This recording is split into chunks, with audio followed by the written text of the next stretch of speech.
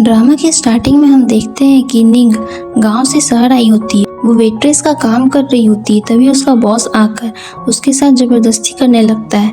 निंग उसे मना करती है और एक थप्पड़ मार देती है। तो बॉस गुस्से से बोलता है कि मुझे मारने की तुम्हारी हिम्मत कैसे हुई, अपनी जगह याद रखो। तुम्हारे जैसी औरत को शुक्रगुजार होना चाहिए कि मुझ जैसा इंसान तुम्हें चाह रहा है। और ये मत भूलो कि तुम्हारा भाई अभी भी हॉस्पिटल में है। अगर उसके इलाज के लिए तुम्हें पैसे चाहिए तो आज मुझे खुश कर दो। तभी हमारा मेन लीड गुयोंग आ जाता है और निंग को बचा लेता है और उसे एक थप्पड़ भी मारता है। तो गुस्से में बॉस बोलता है, मैं समझ गया, इस लड़की ने तुम्हें बुलाया है ना। शहर में आए तुम्हें 2 दिन भी नहीं हो और तूने पहले से ही एक नया आदमी फंसा रखा था। उसी समय गुयोंग को उसके मैनेजर का कॉल आता है और बोलता है, मिस्टर गु, क्या आप रेस्टोरेंट में हैं? आपने अपनी माँ से वादा किया था कि आप आज ब्लाइंड डेट पर जाएंगे। तो गुयोंग बोलता है, मेरी माँ से कहो कि अब ब्लाइंड डेट की कोई जरूरत नहीं है, मैंने लड़की ढूंढ ली है। निंग जा रही होती है, तभी गुयोंग उसे अपनी तरफ खींचता है और बोलता है, क्या तुम मुझसे शादी करोगी? ये सुन के निंग थोड़ी शॉक हो जाती है, लेकिन दोनों फिर शादी कर लेते हैं। गुयोंग बोलता है, ये शादी सिर्फ एक सौदा है, तुम्हें पैसे चाहिए और मुझे वाइफ। जब समय आएगा तो मैं तुम्हें डाइवोर्स के बारे में बता दूंगा, तब तक के लिए हमें एक दूसरे के साथ लॉयल रहने की कोशिश करनी चाहिए। और फिर वो अपने मैनेजर से बोलता है, इस मैरिज सर्टिफिकेट को मेरी मॉम को दे देना। जब तक वो अपनी आंखों से इसे देख नहीं लेती तब तक उन्हें ये यकीन नहीं हुआ कि मैंने शादी कर ली है। तो मैनेजर बोलता है, मिस्टर गु, आपकी अभी भी शादी हुई है और आप लंबे समय के लिए फॉरेन जा रहे हैं, क्या ये ठीक है?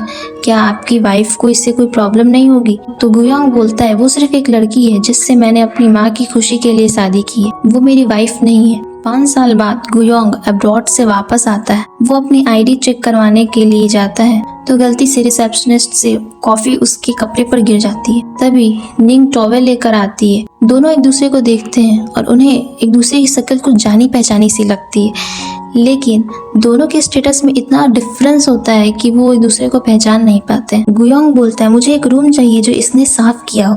वो निंग की सफाई से बहुत ज्यादा इम्प्रेस हो जाता है। तभी उसके रूम में कोई एक कार्ड फेंकता है। गुयोंग उस कार्ड पे लिखे नंबर पर कॉल करता है तो एक लड़की आती है और वो लड़की और कोई नहीं, निंग होती है। गुयोंग निंग से बोलता है, क्या मेहमानों की सेवा के लिए उन्होंने तुम्हें ऐसे कपड़े पहनाए हैं? तुम मुझसे दूर क्यों भाग रही हो? उन्होंने तुम्हें यहाँ इसलिए तो भेजा है, क्या तुम्हें ये नहीं पता कि तुम्हें क्या करना है? निंग मन में सोचती है कि इसने मुझे समझ क्या रखा है, ये आदमी बस दिखने में इनोसेंट लग रहा है लेकिन असली में एक बहुत बड़ा बदमाश है। निंग फ्लावर पॉट को तोड़ देती है और बोलती है, मैं यहाँ सफाई करने के लिए आई हूँ, तुम्हारे काम के लिए नहीं। अगर तुम मेरे पास आए तो मैं पुलिस को बुला दूंगी। तो गुयोंग बोलता है, सॉरी, मैंने आपको गलत समझा, यह सब मेरी गलती है। और निंग को पैसे देने की कोशिश करता है, लेकिन निंग उस पैसे को फेंक देती है और बोलती है, तुम शहरी लोगों को पैसे दिखा के दूसरों की बेइज्जती करना बहुत पसंद है क्या? मैं सिर्फ अपनी मेहनत से पैसे कमाना चाहती हूँ। हाँ, मुझे पैसे की जरूरत है, लेकिन मुझे ये गंदे पैसे नहीं चाहिए। तो गुयोंग निंग से माफी मांगता है और बोलता है, मुझ पर भरोसा करो, अगर मैंने तुम्हें छुआ भी तो तुम मुझे मार सकती हो। चिंता मत करो, मैं तुम्हें सब कुछ समझाऊंगा और जिन लोगों ने तुम्हें परेशान किया है मैं उन्हें जरूर सबक सिखाऊंगा। उसके बाद वो होटल मैनेजर को बुलाता है तो होटल का सुपरवाइजर आता है और बोलता है, यहाँ क्या हो रहा है, मुझे नीचे क्यों आना पड़ा? निंग उसे देखकर बोलती है, हाँ, ये वही था जिसने मुझे तुम्हारे कमरे में भेजा था। तो गुयोंग बोलता है, तुम लोग एम्प्लॉयज को हनी ट्रैप में फंसाते हो, होटल में एक शेडी बिजनेस चलाते हो, तुम्हें डर नहीं है कि गेस्ट इस होटल में दोबारा नहीं आएंगे? सुपरवाइजर हंसने लगता है और बोलता है, ये होटल गु ग्रुप का हिस्सा है, हमें तुम्हारी कोई जरूरत नहीं है, यहाँ आना है तो आओ, नहीं तो यहाँ मत आओ। गुयोंग निंग से उसका नाम पूछता है और बोलता है, आज से तुम यहाँ की मैनेजर होगी और तुम्हें नौकरी से निकाला जाता है। ये सुनकर सुपरवाइजर हंसने लगता है और बोलता है, तुम अपने आप को समझते क्या हो, मुझे नौकरी से निकालोगे? अरे मैनेजर यू, आप यहाँ क्यों आए हैं? मैं तुम्हें बता दूं कि यह हमारे होटल के मैनेजर हैं। अगर तुमने इन्हें परेशान किया तो तुम इस शहर में दोबारा नहीं दिखोगे। तो गुयोंग मैनेजर से बोलता है, मैनेजर यू कोई हमारे होटल के स्टाफ्स के साथ घिनौना व्यवहार कर रहा है, आपको क्या लगता है हमें इस मामले को किस तरह से संभालना चाहिए? तो सुपरवाइजर बोलता है, मैनेजर यू, आप इस पर यकीन मत करिए, ये सिर्फ होटल से पैसे ऐंठने के लिए बस परेशानी खड़ी करना चाहता है। तब मैनेजर बोलता है, तुम चुप रहो, क्या तुम जानते नहीं हो कि ये कौन है? कि हमारे होटल के इकलौते मालिक, गु कॉर्पोरेशन के इकलौते वारिस गुयोंग हैं। निंग ये सुनकर शॉक्ड हो जाती है और ये सुनकर सुपरवाइजर मिस्टर गू से माफी मांगने लगता है और बोलता है, यह सब मेरी गलती है, मैं नहीं देख पाया कि आप कौन है, मुझे माफ कर दीजिए। लेकिन गुयोंग गार्ड्स को बोलकर उसे बाहर निकलवा देता है और मैनेजर से बोलता है, मैं 1 साल के लिए फॉरेन जा रहा हूँ, होटल का काम तुम पर सौंप रहा हूँ और तुम्हारी इस लापरवाही की वजह से तुम्हारी 1 महीने की सैलरी काट ली जाएगी और आज से मिस निंग हमारे होटल की नई सुपरवाइजर है। तो निंग बोलती है, मिस्टर गू मैं यहाँ नई आई हूँ, क्या सुपरवाइजर बनना ठीक है? तो गुयोंग बोलता है, मैंने कह दिया कि ठीक है तो कह दिया। तभी उसका मैनेजर बोलता है, मिस्टर गू आप वापस आ गए हैं, क्या आप उस यंग लेडी से बात नहीं करेंगे? तो गुयोंग अपनी वाइफ को कॉल करता है तो निंग के फोन पर कॉल आने लगता है। तो निंग बोलती है, सॉरी मिस्टर गू मुझे एक कॉल लेना है, और ये बोलकर वहाँ से चली जाती है। फोन पर गुयोंग बोलता है, मैं वापस आ गया हूँ, चलो डाइवोर्स के बारे में अब बात करते हैं। तब तक मैनेजर बोलता है, मिस्टर गू बड़ी मैडम बिल्डिंग से कूदने वाली है।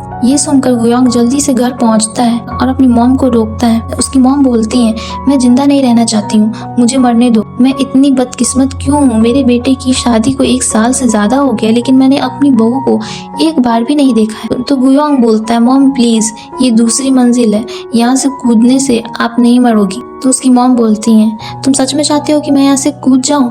मैं इस तरह से नहीं जी सकती हूँ। तो गुयोंग बोलता है, ठीक है मैं आपको उससे मिलवा दूंगा। उसकी मॉम बहुत खुश हो जाती है। वहीं दूसरी तरफ निंग एम्प्लॉयज को काम समझा रही होती है। तभी एक गूंगी औरत उससे कुछ बोलना चाहती है लेकिन निंग उसे समझ नहीं पाती है। तो वो उसे एक पेज पर लिख के बताती है, मैं यहाँ 1 साल से काम कर रही हूँ लेकिन मुझे सिर्फ 500 रुपए मिलते हैं, मुश्किल से खाने का गुजारा हो पाता है, मेरी सैलरी बढ़ा दो प्लीज। तो निंग बोलती है, आप पहले उठिए, सिर्फ 500 ये कैसे हो सकता है? यहाँ सफाई करने वाले की स्टार्टिंग सैलरी तो 5000 है और सैलरी तो डायरेक्ट अकाउंट में जाती है, इसका मतलब कि तुम्हारे पास सैलरी कार्ड नहीं है। आंटी आप मेरे साथ चलिए, हम आपके पैसे जरूर वापस ले लेंगे। मैनेजर यू, आंटी की सैलरी सिर्फ 500 कैसे हो सकती है? मैंने अभी अकाउंटेंट से पूछा, पूरे साल के बचे हुए पैसे सब तुमने रख लिया है, आंटी के पैसे उन्हें वापस दो। तो मैनेजर बोलता है, सुपरवाइजर के तौर पर आज तुम्हारा पहला दिन है और तुम अभी से ही लोगों के लिए खड़े होने लगी। ये औरत गांव से है, इसके लिए थोड़ा बहुत ही काफी है, 500 भी बहुत ज्यादा है। एक तो ये गूंगी है, फिर भी मैंने इसे इतने बड़े होटल में काम करने के लिए रखा, इसे तो मेरा धन्यवाद करना चाहिए। अगर मैं होटल में सफाई करने वाले से थोड़े पैसे ले भी लूं तो इसमें बुराई क्या है? तो निंग बोलती है, ये पैसे उन्होंने कड़ी मेहनत करके कमाई है, तुम्हें उनके पैसे वापस देने ही होंगे, अगर तुम उन्हें नहीं दोगे तो मैं मिस्टर गू को बता दूंगी। मैनेजर बोलता है, मिस्टर गू को इससे क्या फर्क पड़ता है, मैं यहाँ का मैनेजर हूँ, मैं जो चाहूँ वो करूंगा, मुझे नाराज मत करो नहीं तो तुम दोनों को यहाँ से निकाल दूंगा। तो निंग बोलती है, तुम्हें लगता है कि तुम मैनेजर हो तो कुछ भी करोगे, मैं खुद यहाँ से रिजाइन कर रही हूँ। चलो आंटी मुझे यकीन है कि हमें दूसरी जॉब जरूर मिल जाएगी। तभी गुयोंग आ जाता है और बोलता है, आपको कहीं जाने की जरूरत नहीं है, जाना तो इसे चाहिए। मैनेजर मिस्टर गू को वहाँ देखकर टेंशन में आ जाता है। गुयोंग बोलता है, अगर मैं नहीं आता तो मुझे तो पता ही नहीं चलता कि तुम स्टाफ्स की सैलरी भी ले रहे हो, अब से मैं खुद इस कंपनी को मैनेज करूंगा। तो मैनेजर गुयोंग से माफी मांगने लगता है और उससे एक लास्ट मौका मांगता है, लेकिन गुयोंग उसे वहाँ से निकाल देता है और आंटी से बोलता है, मैम मुझे माफ कर दीजिए, मैं अपनी टीम को अच्छे से मैनेज नहीं कर पाया,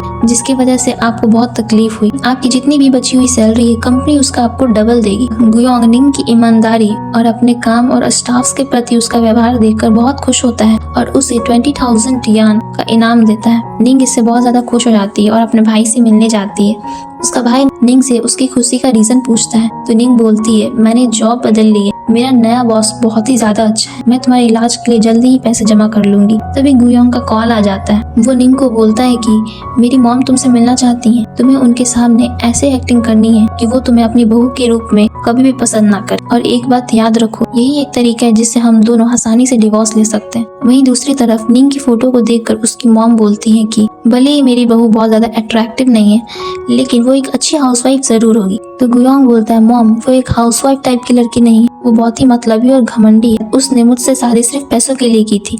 इतना बोल के वो वहाँ से चला जाता है। वहीं दूसरी तरफ निंग अपनी रेगुलर वियर से एकदम हट के अलग कपड़े पहनती ताकि गुयोंग की मॉम उसे पसंद ना कर सके। निंग की ड्रेसिंग सेंस को देखकर गुयोंग की मॉम पूछती है, तुम मेरी बहू सुनिंग हो? तो निंग बोलती है हाँ। तो उसकी मॉम बोलती है, तुम दोनों में इतना फर्क क्यों है? तो निंग बोलती है, सॉरी आंटी, मैं हमेशा ऐसे ही कपड़े पहनती हूँ, आपके बेटे ने कहा था कि आपको नॉर्मल ड्रेस ज्यादा पसंद है, इसलिए शादी के फोटो में मैं वैसी दिख रही हूँ। आपके बेटे ने मुझसे शादी करने पर जोर दिया था लेकिन अब हम दोनों के बीच बनती नहीं है, इसीलिए हमने डिवोर्स लेने का फैसला लिया है। मुझे जो कहना था वो मैंने कह दिया, अब मैं जा रही हूँ। लेकिन गुयोंग की मॉम उसे रोक लेती हैं और बोलती हैं कि तुमने मेरे बेटे से शादी की है तुम अभी भी मुझे आंटी बोल रही हो? अब से तुम मुझे मॉम कहोगी। मुझे बिल्कुल भी उम्मीद नहीं थी कि मेरी बहू इतनी खूबसूरत और स्टाइलिश होगी। उस बदमाश की तो लॉटरी लग गई है। तुम अभी जवान हो, कुछ साल और अपनी जिंदगी के मजे लो। ये सब सुनकर निंग बहुत ज्यादा हैरान हो जाती है और उसकी मॉम से सब सच बता देती है कि वो एक गांव से बिलोंग करती है और होटल में सफाई का काम करती है, और बोलती है मैंने आपके बेटे से सिर्फ पैसे के लिए शादी की थी और मैंने ये भाड़े के कपड़े सिर्फ इसीलिए पहने ताकि आप मुझे पसंद ना कर सके। मेरा और आपके बेटे का कोई मेल नहीं है। तो मॉम बोलती है ओ निंग, तुम चिंता मत करो, मैं ऐसी सास नहीं हूँ जो रिश्ते तोड़ती हो। अगर तुम गरीब घर से हो तो कोई बात नहीं, मैंने हर तरह की मूवीज देखी है। मुझे पता है कि मेरा बेटा तुम्हें बहुत पसंद करता है, इसीलिए तो वो तुम्हें अपने साथ रखने के लिए बहुत सारे पैसे खर्च करता है। मुझे पता है कि वो थोड़ा बेवकूफ है, लेकिन तुम उसे एक और मौका दो। निंग को समझ नहीं आ रहा होता है कि वो आगे क्या करे, तो वो सोचती है कि शहर के लोगों को दहेज बिल्कुल भी पसंद नहीं। तो वो आंटी से बोलती है हमारे गाँव में एक नियम है, अगर दहेज नहीं मिला तो मैं आपके बेटे से शादी नहीं कर सकती। वो 3 लाख मांगने का सोच रही होती है, लेकिन उसकी मॉम 3 मिलियन समझ लेती है और बोलती है कि 3 मिलियन मुझे कोई प्रॉब्लम नहीं है, मॉम तुम्हें इसका डबल देगी। बस तुम और मेरा बेटा जल्दी से मेरे साथ खेलने के लिए एक बच्चा दे दो।